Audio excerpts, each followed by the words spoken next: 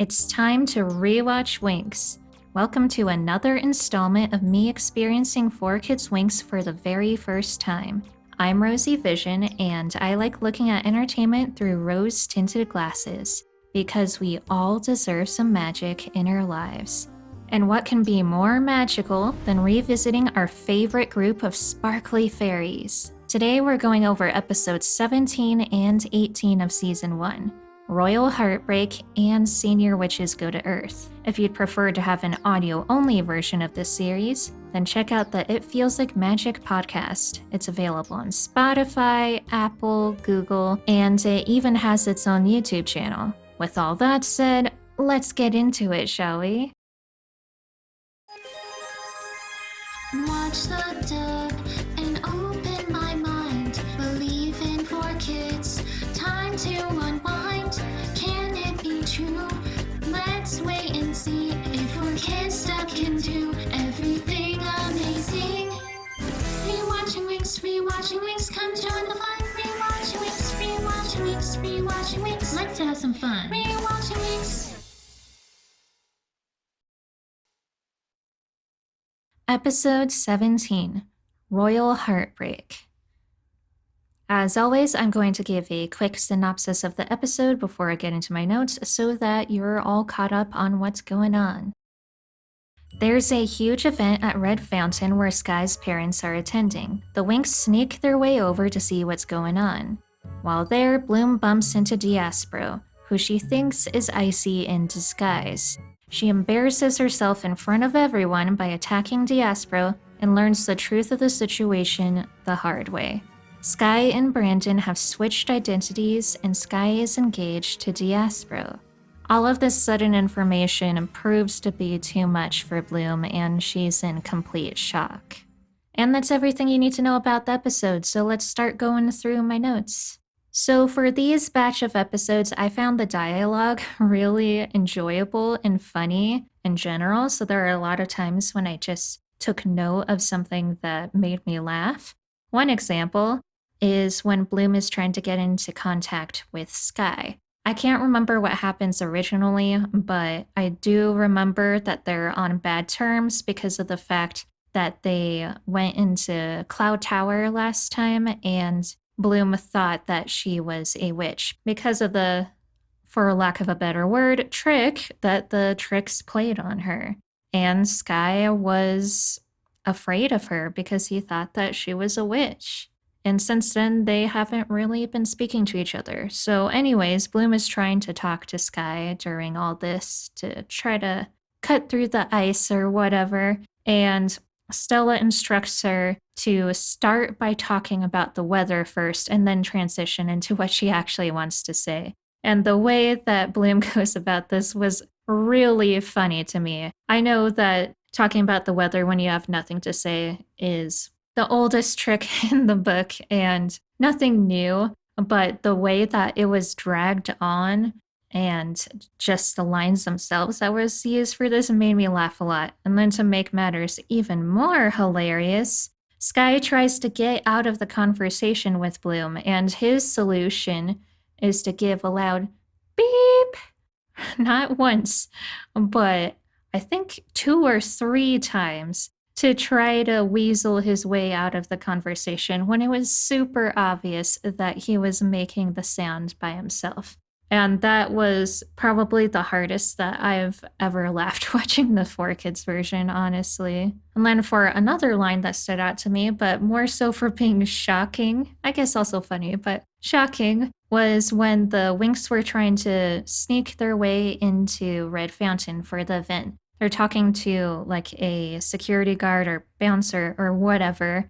And eventually the Winx are discovered that they're not supposed to be there, and he starts chasing them off. And after they completely disappear into the wind or wherever they go, in the 4Kids version, he exclaims, "What a bunch of groupies," which I was not expecting. Once again, in the 4Kids version, that took me completely off guard. We still have even more lines that stood out to me from this episode, though, before getting into like plot stuff. So after that, we see Farragonda and Headmistress Griffin sitting together, and they're kind of riffing off of each other and talking about the old days. And we discovered that at one point they were dating the same guy from Red Fountain. And when they found out that he was two-timing them, they turned him into a goat, which I thought was a really funny and just cute way of showing the history between the two of them. Another thing that I found pretty funny was the narration that was done all throughout this event to make it feel more grand and like something that we're actually attending. They introduced a king and queen of Heraklion, and the introductions that they gave them was really funny to me. So for the king, they introduced him as an award-winning author, and for the queen, they introduced her as a former model and philanthropist, which feels super out of place for a fantasy king and queen, but it was just a nice laugh, so I appreciated that. Something that isn't a line, finally, because there were just a lot of winners in this one. I thought it was interesting that they tried to give a name to the projection that we often see in early versions of the show. So Diaspro is looking at this hologram slash projection of Brandon slash Sky, and Bloom refers to it as a photo-ologram. I think that's how you say it. And I just thought that was really cute that they actually gave a name to it, because they didn't in the original, even though we see that contraption a lot in the series. And I just think it's nice that they tried to name things and explain stuff, because the world that Winx Club takes place in is really interesting, and I want to know more about it. Finally, something related to the plot that I noted for this episode. I thought it was even weirder how Bloom decided to turn on Diaspro in this. So in the original, Bloom meets Diaspro, and Diaspro is talking to Sky slash Brandon and reveals that he's her boyfriend. And when Bloom hears this, she thinks that it's a trick being played on her because of what the tricks pulled not too long ago with the whole her being one of the ancestral witches. So she sort of had a reason to be on edge. She still was impulsive, but her reasoning did make sense. Whereas here, I had a hard time following. So just like the original, Bloom bumps into Diaspro, but we don't know that she and Sky are engaged. And Bloom exclaims that Diaspro is icy after she calls her a loser and laughs. And I just could not connect the dots from that. I think it was supposed to be the same, where she assumes that it's something similar to what just happened to her, but she doesn't say anything that makes you think that. You have to infer it. So it was just really confusing and just comical how hard she was going after Diaspro and how dead certain she was that she was icy, even though she has nothing to go off of for that. But on a lighter note, Teen Fairy is back. I noted on this in a previous episode and said that it was really cute and clever that they were sort of trying to bring things from our real world in terms of pop culture and then inserting it into Winx Club, but making it more relevant to the universe there. It's just like a fun, cheeky nod. And it's back again, as I just said. Diaspro goes with Bloom because she thinks she's being interviewed for Teen Fairy, which was cool. And speaking of Diaspro, there was one line that, actually several lines she had me laughing my brains out. So when they're fighting, Diaspro thinks that Bloom is a crazy fan, which makes more sense, I think, than what was originally done. I don't really know what she thought of Bloom at that point, just that she was crazy, but adding the stalker fan to it just makes more sense to me. So anyways, Bloom calls Diaspro a witch at one point, and what Diaspro says to this is that in spite of what the tabloids may say, I'm not a witch. Which I found really funny that they kind of make it canonical that Diaspro is so cold-hearted and mean that everyone thinks that she's secretly a witch. And then she continues by saying that she can be witchy when needed, which adds on to that witch euphemism that 4Kids is known so well for in their Winx Club dub. Yeah, that's actually almost everything I have to say. There's just two more points I guess I'd like to make. First off, I realized just how weird it is that Bloom is kind of blamed for this entire situation. Don't get me wrong, she definitely has some fault here. She should not have gone at it with Diaspro just because she thought maybe, just maybe, the tricks were scheming something because of Diaspro's relationship with Sky, but she definitely took things out of hand. However, it was not just her who ruined the event. Sky and Riven were going at it the entire time and even had their dragons fighting each other. Bloom just happened to be there during the climax of it all, yet the show kind of treats it like Bloom was the one who ruined the whole event. And yeah, she added to the flames, but it was not her fault. So that kind of actually made me a bit upset. I feel bad. And then to close off this episode, the last line that we hear that was also one of my favorites is when Bloom's just completely done with everything and super upset with Sky. She says, "I'm done with boys. I'm sticking with bunnies," which out of context is super, super funny. But regardless of how you take it, I just really liked the line. I really enjoyed the 4Kids version of this episode. Like, pretty much all of my notes were just going through funny lines that I noticed, which was great. I had a blast just watching, and that's good. So, good on you, 4Kids. They did good. Let's move on to the next one.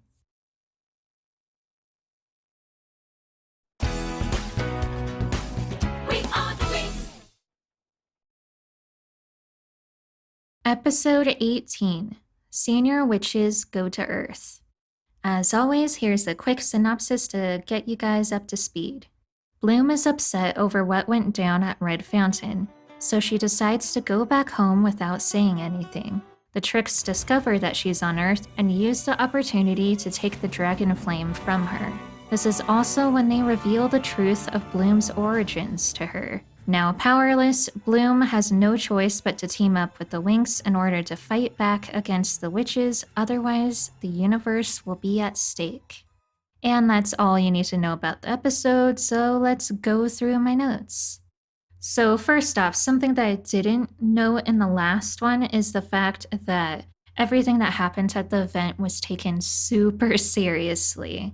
The Winx are scolded by Faragonda and Griselda and are told that there's a possibility that they'll be expelled. And on top of that, their powers have been diluted, so they only have 50% of what they can normally use, which makes them kind of defenseless in a way. And at first, I thought this was an original, but I did go back, and as far as I could see, it's not. And it really got me thinking, why weren't they punished more in the original? They snuck off in order to get into this high-profile event.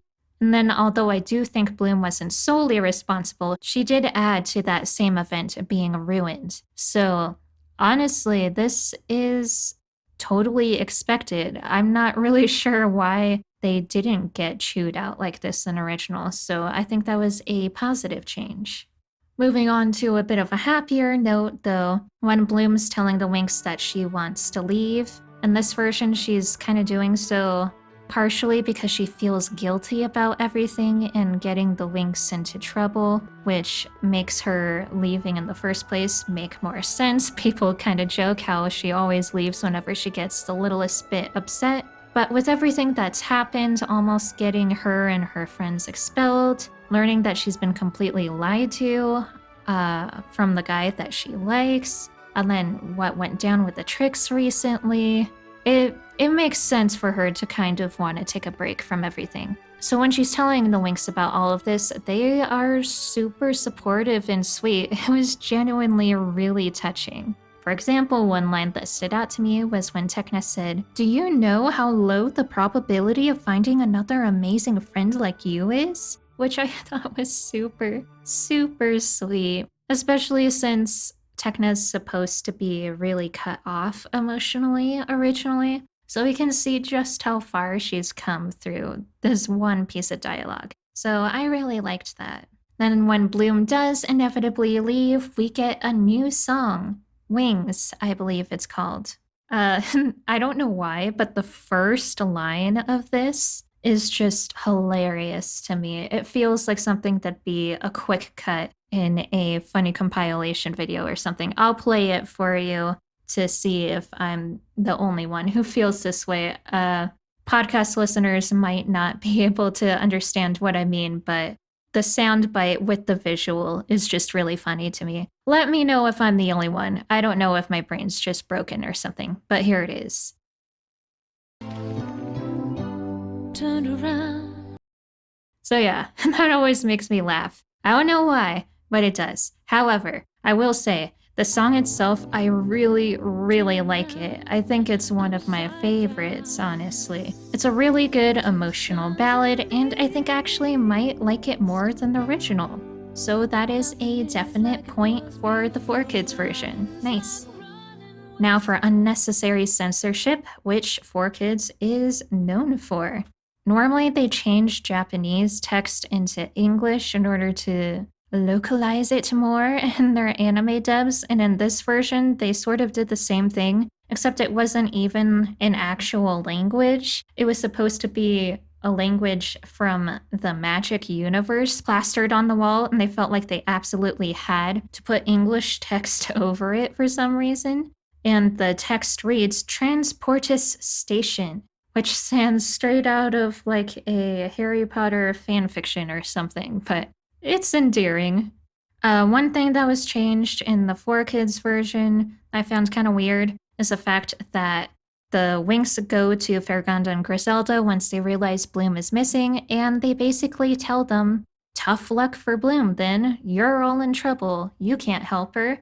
We'll talk about this another time. Whereas originally, she scolds the Winx for letting Bloom leave like that and seemed concerned, whereas there is no concern to be found here. And I get it, they're in trouble, but Bloom has a giant target on her back, and Fergonda knows this, yet she seems completely unfazed and does nothing to help, which I thought was something that shouldn't be the case. But let's get to some more funny lines, shall we? Because there are some real gems in these 2 episodes.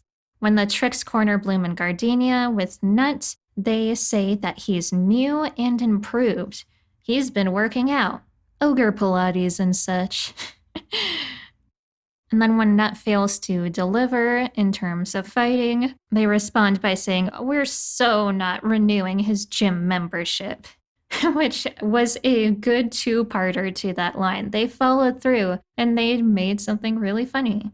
And something that just like baffled me with how weird it was one of Stormy's attacks. I believe she says electric booty kick, and then she hits Bloom in the behind with a, what's it called, bolt of lightning or whatever. And it was already like kind of there from the visuals, but hearing booty kick added to it just made it feel really juvenile and funny, but I'm not really complaining, it was just weird. Then last funny thing that I noticed, I guess, although I suppose it's kind of dated now, is the fact that the Tricks say that what's been going on with Bloom has been all over the chat rooms. Which I just kind of find it funny how the Tricks, who are dead set on taking over the universe and all that, at the end of the day are still just teenagers and spend a good chunk of their time on social media. Yeah, I think that's it in terms of funny stuff that I noticed. On more of a serious note, I felt that this scene where they're stealing Bloom's powers from her and holding her parents hostage was handled really well. It felt a lot more threatening due to the new dialogue that they had, and the Trix's VAs also just gave really good vocal performances. So it took the scene to new heights that it hadn't reached before, at least in the Cinelume/Rai version. So I really enjoyed that. And a small thing, but it's something I noticed before. When the Tricks are summoning those crystals or whatever they are, I can't remember what they're called originally.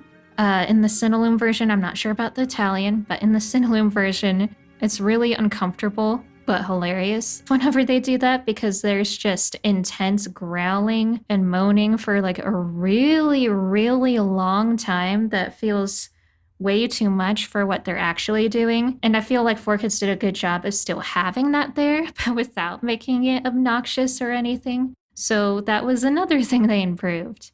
And yeah, that's everything that I wrote down. Once again, this was a really solid episode from 4Kids. I only had really one nitpick. That was Farraganda not caring about the Winx, which was funny but concerning. But in general, I really enjoyed it. There were lots of standout lines, and the climax of the episode felt really intense.